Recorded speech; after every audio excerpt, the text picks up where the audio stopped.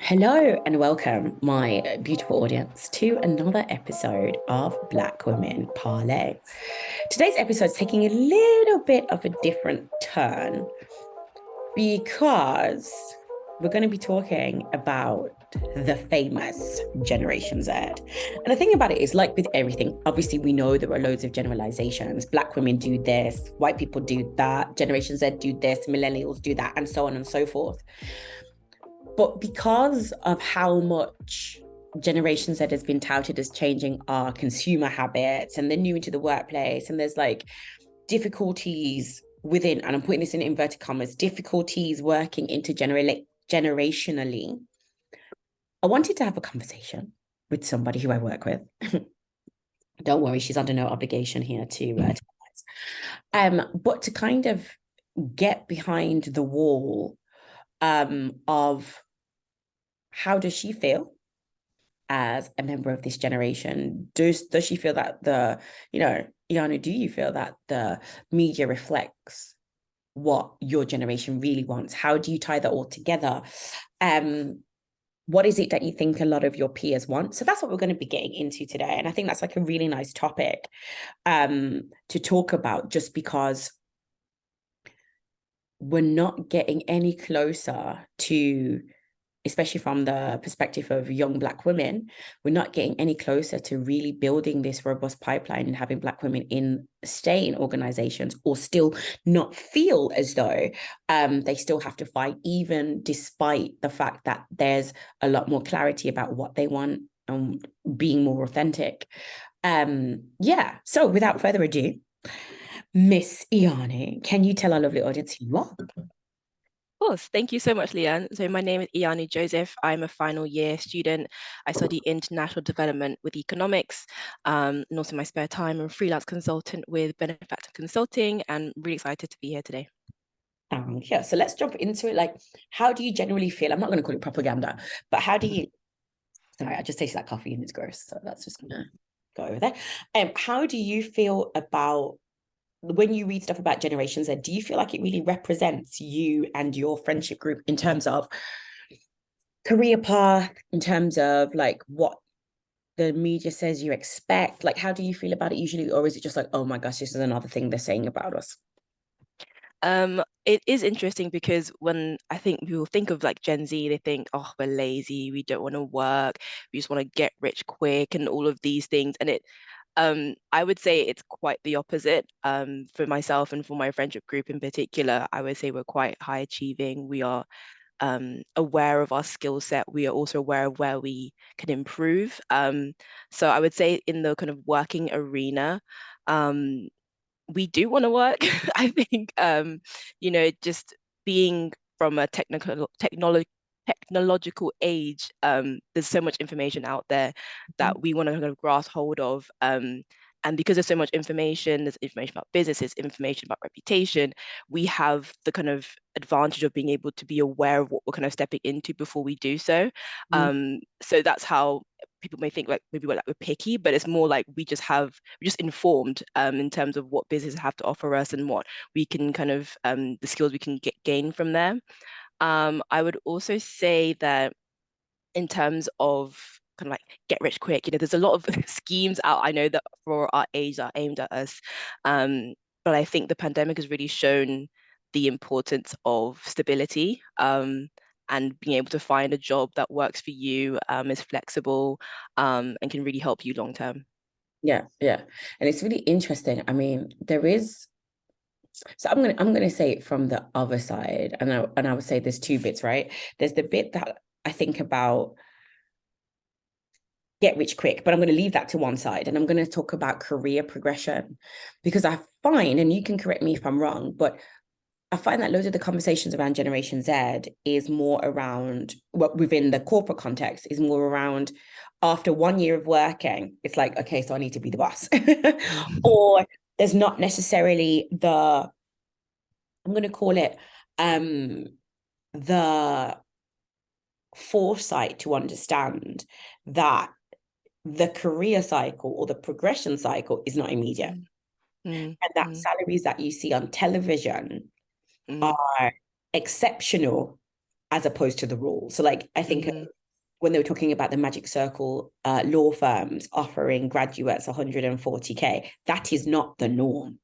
Those are very, very exceptional circumstances. So do you sometimes feel that like your generation expects, or and I'm going to say like you and your friendship group, do you feel like the expectations are realistic in terms of where you're going to start and what progression looks like? Or do you think that there's still a lot of, I'm going to call it media socializing, that basically says, no, you can have a lot more sooner, so that you kind of feel a little bit shortchanged by your own progression? Oof, that is a good question. I do feel that media does play a part in kind of misleading a lot of our generation into the expectations of what work actually is. And it's interesting you mentioned kind of we stay for 1 year and then we move and we job hop and things like that.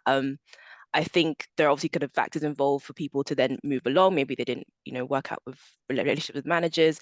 But in terms of the employee life cycle, I think we just would like a clear kind of view of the future, which is why we kind of a bit like, oh, what's happening if we don't progress in a certain way? I think it really lends itself to the business if people just making people aware of kind of what exactly is expected at what stages, and just kind of having that continuous feedback loop. I think something that we do appreciate a lot is having continuous feedback. So whenever I was in like a placement or internship, I'd always be asking, end of the day, how did I do? What could I improve on this task, rather than having like a fortnightly or a monthly meeting. I think that really plays a part into us identifying, okay, so I've worked on this task, I've done this, could do better at this. How can I improve? How can I improve? I think that's kind of the way that we are thinking, rather than just waiting for the next, promotion cycle and things like that. It's really something. I smiled as you were talking, because like there's so much immediacy in that. Like at the end of the day, it's like the end of the but I like the honesty of that, because that is sometimes like an issue with the intergenerational piece, right? You want feedback at the end of the day, but let's just say like me and you, we work together.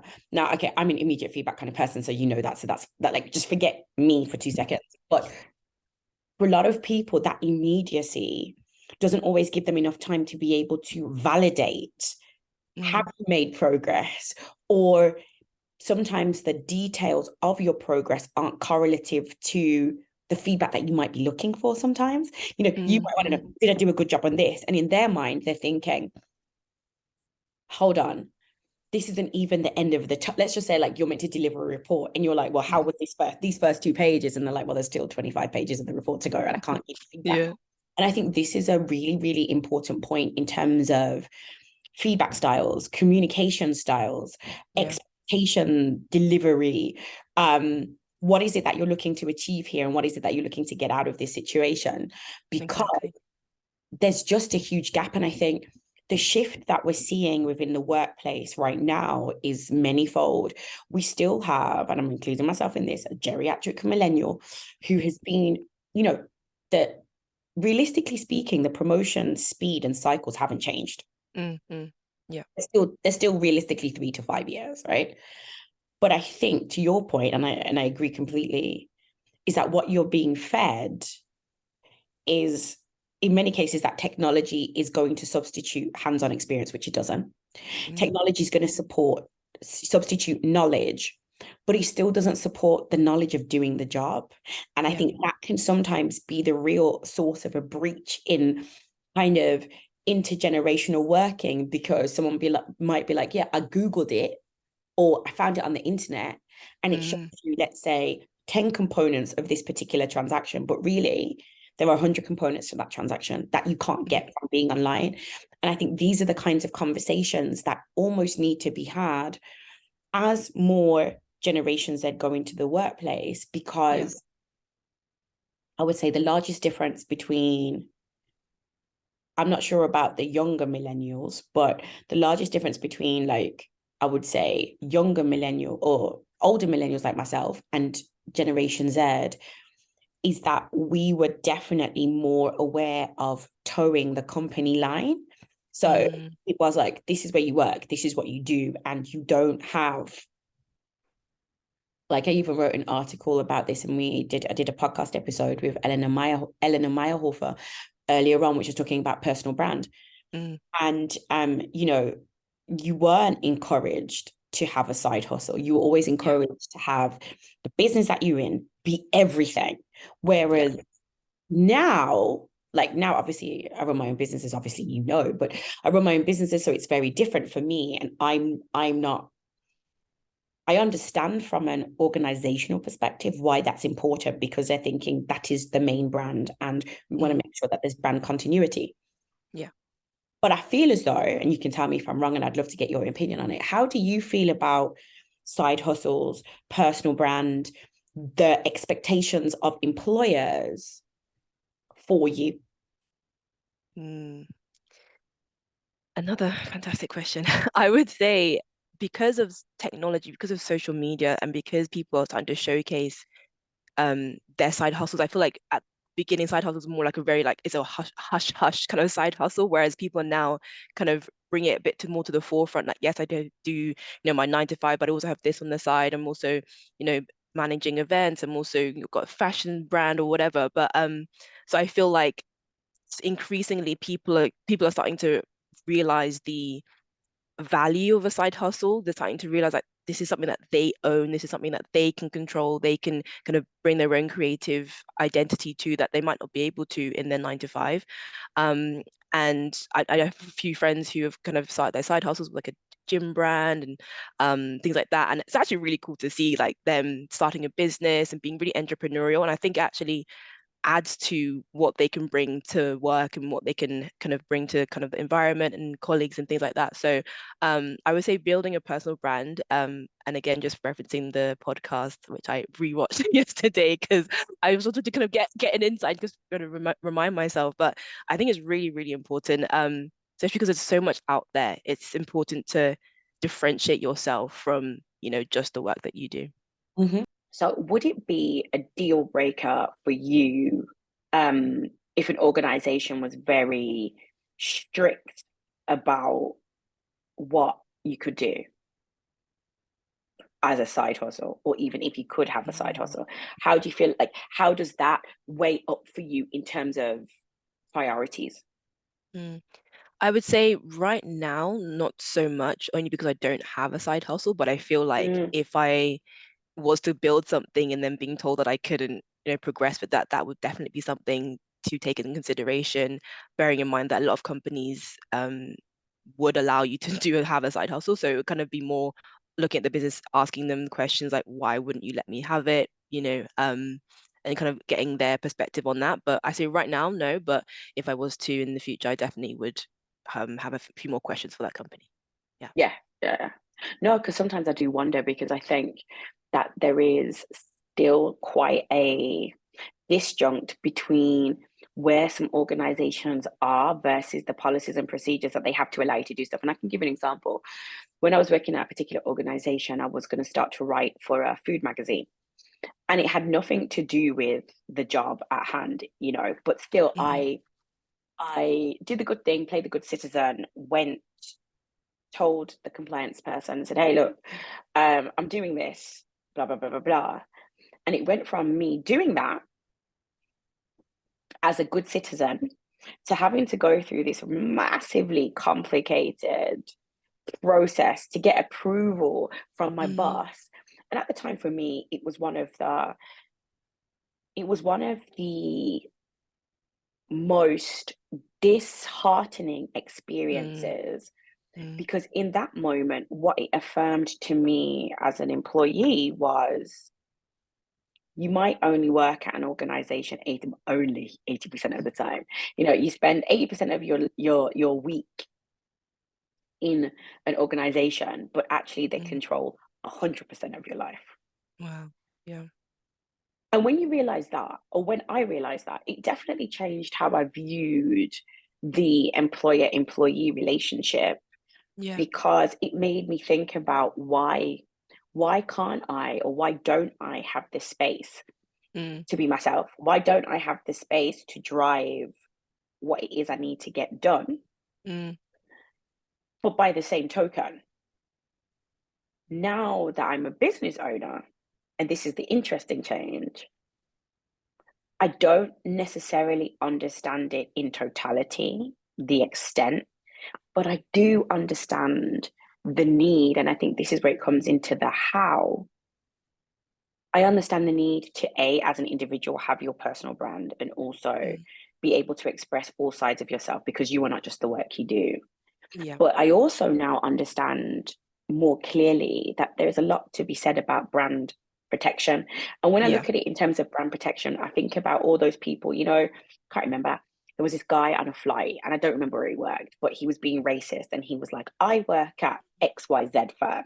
And people went and Mm. found out XYZ firm, and then he got fired, right? Wow. Yeah. Because of this digital age Mm. Mm.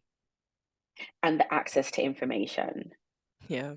everything you do is trackable, Mm. is searchable, is there forever and ever, amen. Which for me makes it even more difficult, or as an employer, you have to be even more conscientious around Mm. how can we make this work for Mm. you as the individual with your side hustle, Yeah. but how can we also ensure that it's not potentially brand damaging for Mm. me, the corporate, the this, that, because there is no going back when a brand is damaged. And I think Yeah. that's the I think sometimes that's the nuance, is that fear drives us to, because of everything being so untraceable, fear drives Mm. us to, going to avoid it. You just clamp down on it. Yeah. When Yeah. actually it's the conversation around what is it? How do you plan to do it? And Mm. it's so hard to find that balance, I think, Yeah. between not wanting to be controlling as an Mm. organization and then also protecting both you as the organization and also the individual. Mm. Mm. Very because interesting. because Yeah. sometimes what happens in a side hustle can impact your main bag, which is Mm. not what you want. Yeah. Yeah. It's true. But I think it's cool that a lot, and I mean, as a demographic, Black women have the highest amount of side hustles anyway. But I Mm. think it's cool that there is that this kind of conscientious decision from loads of your generation is to, like, I'm going to build my brand and I'm going to Mm. see how I can make it work, as Yeah. opposed to it's coming into question for me that I'm going to get rid of it. Mm. Mm. For sure. And I don't, and I don't think you guys should be seen as this huge mystery. I was gonna say, like, we have our lives on social media. We have probably the most public lives than ever before. So, Believe that. And sometimes I wonder, I mean, you're online, but you're not mm. radically online. Mm.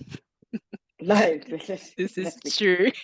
let's also be clear about that. It's not like you're like you got your little. No, I'm not going to take the mickey out of you too much, but you got, your 5, 6 pictures or your 7 pictures or whatever. It's not like you're crazy online. Mm. Has that been a deliberate decision? Yes, I would say so. I think from just kind of like secondary school, I remember we used to have like safety learning and don't post anything that you wouldn't want to see in like 10 years and things like that. So, and also kind of like from family and like siblings as well, just being aware of what I post online. I think that's Mm. kind of my personal decision, just um as a personal brand, making sure that I feel comfortable putting this on, and if anyone sees it, I'm not going to have an issue. But people have varying, degrees of their privacy and how much they're willing to share. So yeah. No, but I think this is, you said two things that were in that sense. When I say like contradictory, not like that. On the one hand, there's a lot of Gen Z who live their life on social media, but you said, actually, no, I'm not going to live it like that. I don't want to have something that I don't care about or that could compromise me being Mm. out there. And I think Yeah. sometimes I think for every demographic, age, race, gender, whatever, I think it's really important to see the other side of it. You know, Mm. I could have picked to talk to some influencer, and this is nothing about influencers, whose whole life is on social media. But for me, that just feeds into the monster of what we believe your generation does. Yeah, yeah, that's so true. So true. Whereas actually Um, there's another narrative, and it's not one where you don't necessarily want to post all the time, and you're making an active choice as I will post when I feel like it and what I want to. yeah, yeah. And I think I think there's many factors that go into it, but I think especially since the pandemic, I think a lot of people are being more aware of just what they post, aware of how they spend their time as well.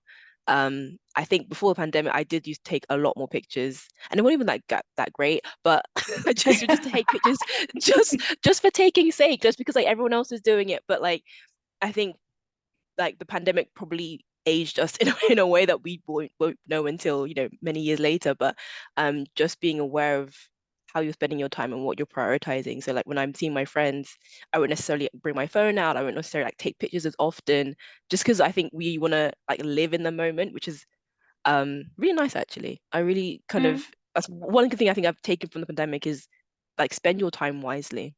Yeah. I wanted to actually ask you about that because considering if I think about my university experience, it's radically different to yours, of course. Like how no, because this is one of the significant trends. This is just like a general trend Mm, um that's kind of coming up is pandemic PTSD, right? And there's a mm, generation of young people, and most of them are Gen Z, but on the younger side, like 16-year-olds, yeah. Yeah. who have just at their most vulnerable time and desire to be a part of a group and Yeah. being social in whatever Mm, which way that is. You lot were confined. I love the way I say you lot. You were confined to a completely different space, yeah. low on interaction. All of how was that for you? And do you feel any sort of pandemic PTSD in any? And it doesn't have to be anything like dramatic. But Mm, I just mean, how has that had an impact on you, like above and beyond the time thing? Because you just yeah. reminded me that in reading a lot of these articles, and it was talking about particularly about Generation Z, there's a lot of young people that didn't and still don't understand that social media isn't real. It is a Mm, curated reel, a curated highlight. Even when people are telling sad stories, it's curated, right? mm, It's yeah. not, people post, and sorry to say this, but people post traumatic things online. Mm, Um, but it's still curated. yeah. It's still curated trauma. It's not real, but a lot of young people didn't know that. So then they Mm, were talking about, you know, that feeling of like FOMO, the feeling of missing out, but then also mm, that there were high levels of depression in young girls because they're also not realizing when you see some of these pictures. In fact, when I saw some of the um, what's it called photoshopping, mm. Yeah. shaving off this little bit, Yeah. shaving your nose down a bit, shaving off your neck a little bit, Yeah. giving it some more clavicle. All of Mm, this stuff that you don't see that because all you see is a posted picture. yeah. But that Generation Z was particularly vulnerable. So how was it for you? And how do you think that a lot of your peers have come out of it? And how do you feel like you've come out of it? And what was kind of your feelings? You talked about not taking less pictures, but what was your kind of interaction? Mm, There's a lot of questions in there, but I would love to kind of explore mm, that because as 21-year-olds, 22-year-olds, 23-year-olds move into the workplace, mm. there's going to be a lot of this that they're carrying with them. Yeah, for sure. Um, so I would say my pandemic experience was interesting, to say the least. I had, Interesting. gosh, yeah, it was a majority of my university experience. So first year I had about 6 months of a freshers, and then lockdown happened. I ended up moving back home the second year. And then third year I was working, but I was starting remotely. So I would definitely say thankfully I had a gap year. So I actually was able to experience a bit of the world before it actually shut down. But Mm-hmm. um I remember kind of the transition in like February, March time when people was like, what's going on? What's going on?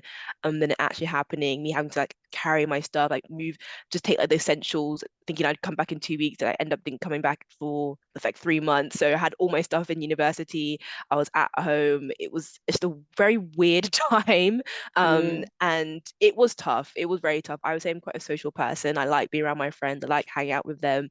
So to come home and love my parents, bless them. But it was just it was Shout just out, not. shout out, Mr. and Mrs. Joseph. Just in case you listen, in case you're feeling like slighted here, I'm watching where she's going with Yes, this. shout out them. But it was just very different because obviously when you're going to university, like, oh, I'm gonna be with my parents, gonna be independent, have the freedom, Mm-hmm. and then that just being like taken away from you so quickly was just very jarring. So it did take a lot of getting used to kind of transitioning back to home, but then only being in the house, having lectures online, couldn't see my best friends. It was a tough time, I would say. Mm. And I did have support with my parents. Obviously, they could see that it wasn't an easy time.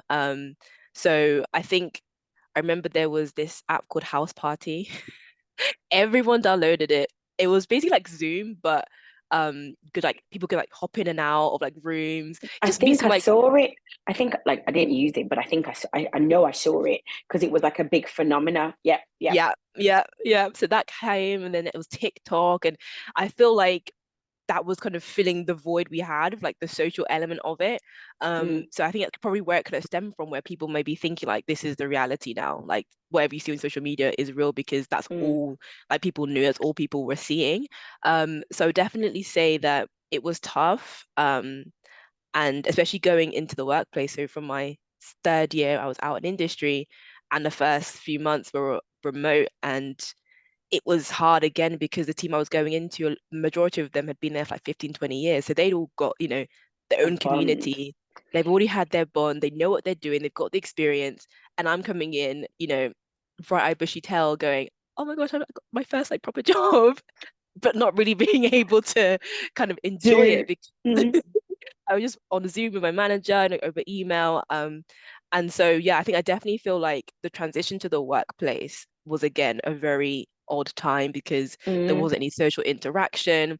I was only able to go into the office maybe once or twice a week, and it was like demarcated. Not all the team could come in at once. It had like 3 people or 4 people. So I didn't mm-hmm. really get that team communal feel until at least maybe 4 or 5 months in out of 12 months. So I would say definitely going to the workplace was a whole different ball game. And it was Mm, hard again. It was really hard. I feel like I did have a buddy, I did have my manager, but it was just they just I feel like they could only understand to an extent of what was going right, on because obviously this is their work. They do this day in day out.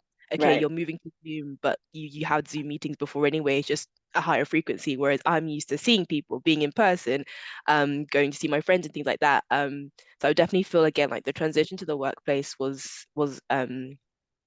interesting again. But yeah, I would say gosh, it was a very interesting time, and I did learn a lot, to be fair. I did learn a lot about myself because the one I've learned a few things from pandemic is that it's okay to be by yourself. I feel like because of social media and because of FOMO, I feel like sometimes people might have been feeling, oh, I have to be out all the time. I have to show that I'm doing things and out with my friends. But actually the pandemic kind of forced you to kind of take time and think and just Mm, be by yourself and like be okay with like being by yourself. And it was hard for most people. I'm not gonna lie, it was hard for me for a time because like I said, I like being out, I like being social. But I would say that kind of identifying all those kind of like key like prioritizing things. I feel like that I kind of learned from the pandemic. But yeah, that was a very long but no, no, the answer wasn't long at all. yeah. No, my question would be because I think what you said was super insightful. And I think there's one piece of it, and this is just how my brain functions, which is I always like to know, excuse me, what would have helped. So, you said Mm. everyone else had been there 20 years and, they were just doing their job and, you had your buddy, but quite, that wasn't quite hitting the mark of where you or what you needed. Mm. What would have been the missing piece to have made that better? Because I think this is going to be genuinely a question. Mm. Um, this is going to come up for so many organizations. What could have made a significant difference for you? Is this in like pandemic sense or like now? Well, if you think about it, even now, you still have that experience behind you. So yeah, Mm, you managed and there was changes, but you still went through that shift of demarcations of team, not being back with a full group of people. You know, what do you think? And as people feel like the pandemic is kind of fully over, mm, there's still going to be a lot of people who carry trauma from that, even though, everything is back to normal.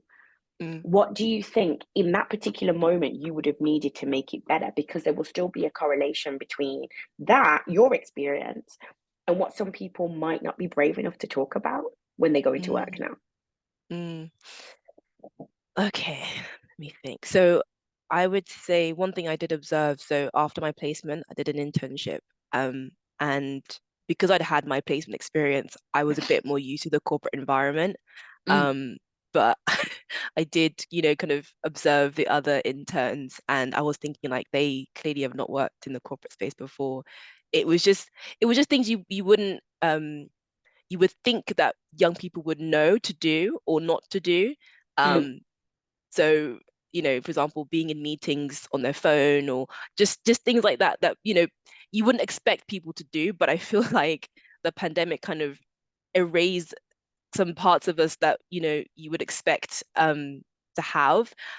So I feel like a definite kind of training or like a lesson and, corporate etiquette. It's very basic things, but I feel like by not having that social interaction, you kind of forget how to act sometimes.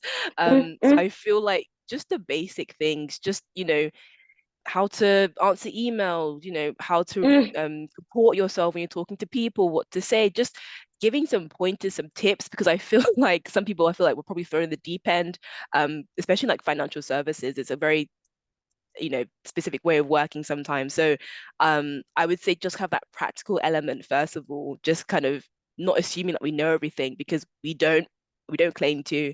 um but just kind of being aware of where people are coming from, being obviously 3 years not being able to speak to anyone or be face to face or in-person interactions.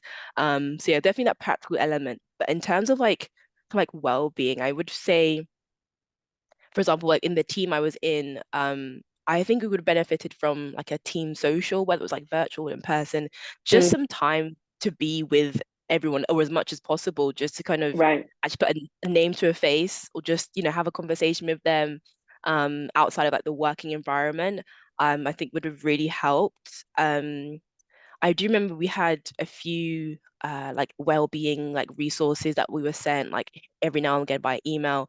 Um, but I feel like if it was more like directed and targeted towards interns and people on placement, because I did feel like because there was so much going on, being in a big financial firm, they're moving to pandemic, they're having to sort out all these kind of other things.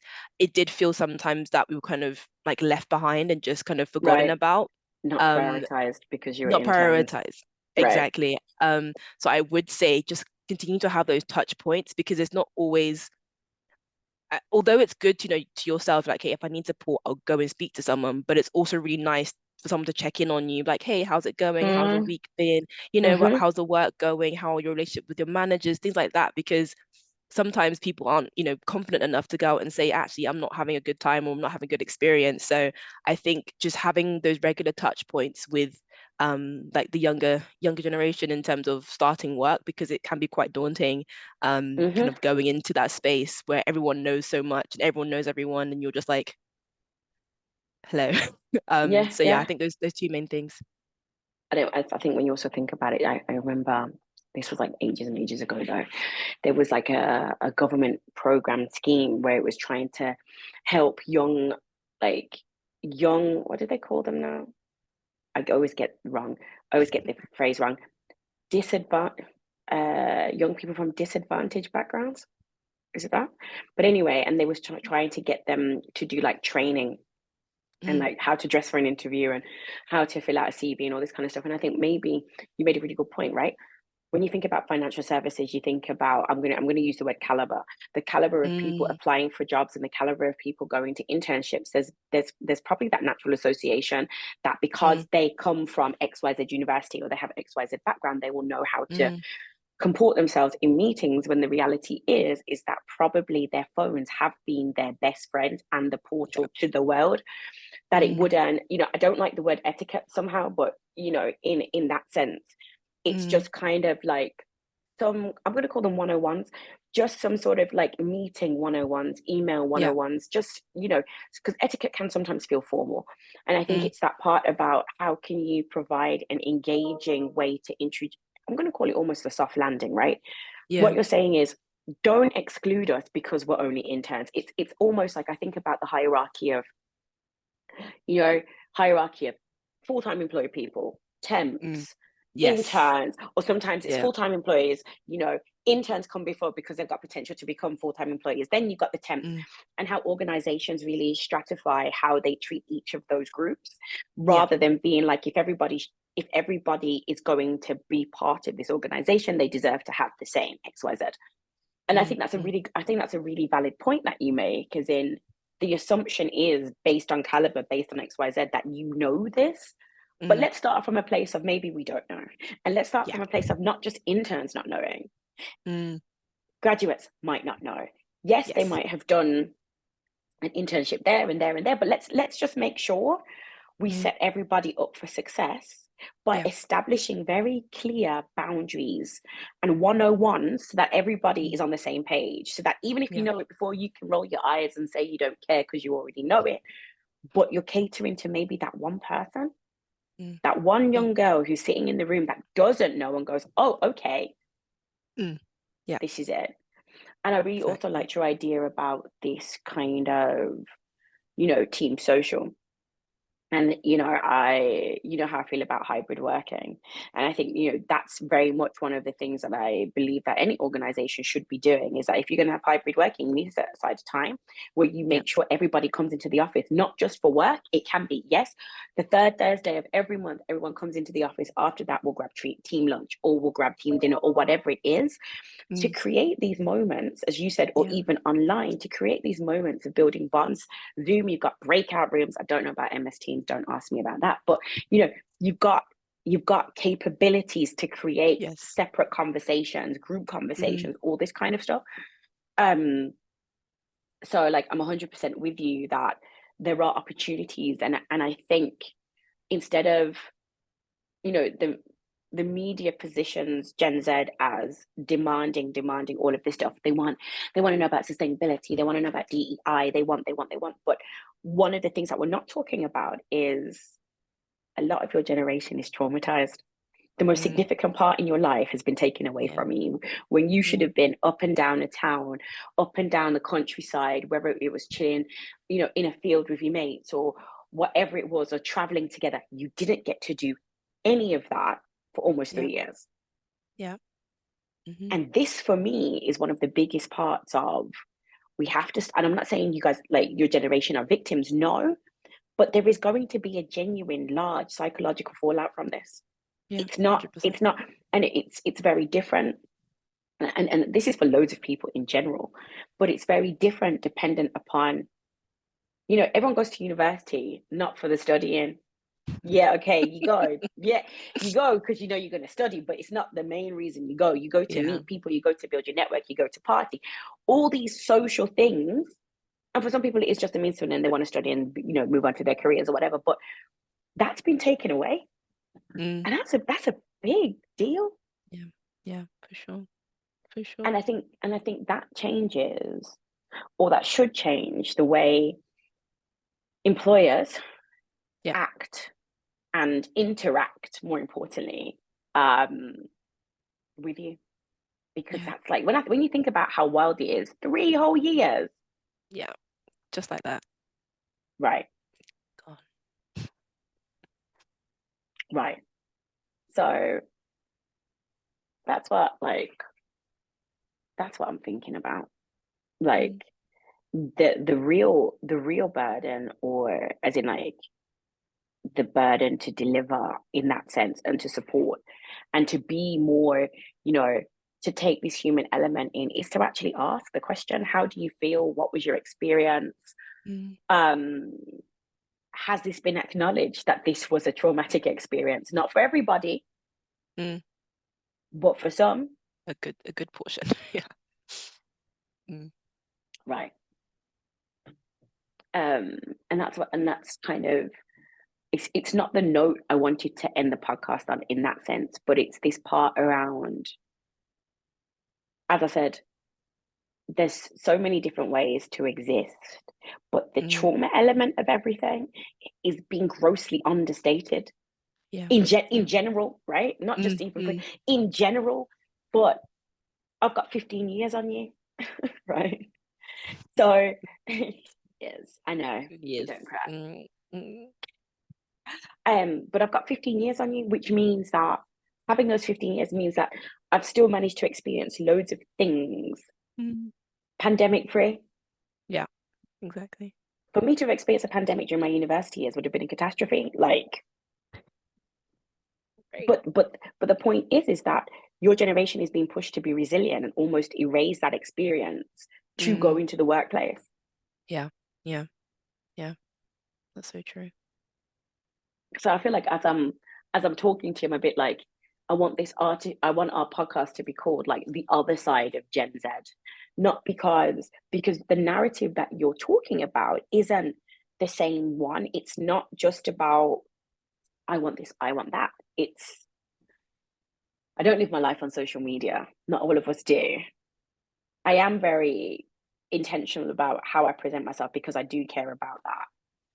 There's elements of immediacy, but that works for us. But but it's acknowledging all of these different parts, which essentially drives the need, the direction of creating success or Yeah. creating an environment that allows a lot of Generation Z to be successful Mm. means that from our side, as employers, as senior leaders, as managers, or whatever, we are required to do more, and that's the equity piece.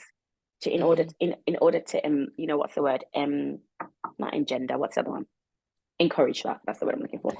um because if we don't, then how do you succeed? Yeah. That's the question. You just have a whole generation of burnt out people because Mm. it wasn't ever acknowledged, and you can't be doing that. So what would you advise, because I'm going to put you in the advisor seat now. What would Oh. you advise your fellow Generation Zers to think about and to prioritize? Hmm. In like terms of like career what to do or okay. Like, if you thinking about where you are in your journey right now, Mm. and not specifics of next steps because that's irrelevant, but it's more like, okay, I'll go for the lead, and I would say, based on our conversation, I would encourage your generation that when they go into interviews and have conversations, if you have been affected by the pandemic, bring it up as a topic. Mm. Bring it up as a Good. topic. Good. Yeah. This is what I would also need to succeed. This has been my experience. Mm. If you've had a traumatic experience, do not gloss over it, Mm. because if they do not know, they cannot help. And performance will be based upon your seeming okayness, Mm. as opposed to you might be hiding something, because it's very difficult to, you can't detect somebody's trauma. You can't detect any of these things. Mm. Mm. That's a good point. Oh, very good tip. I guess I would These say 15 years, these 15 years count for something, my love. oh, okay. I mean, adding on to that, when you do get to the workplace, do speak up. Don't be afraid to like let someone know if something isn't working, or you do disclose at that point after post interview.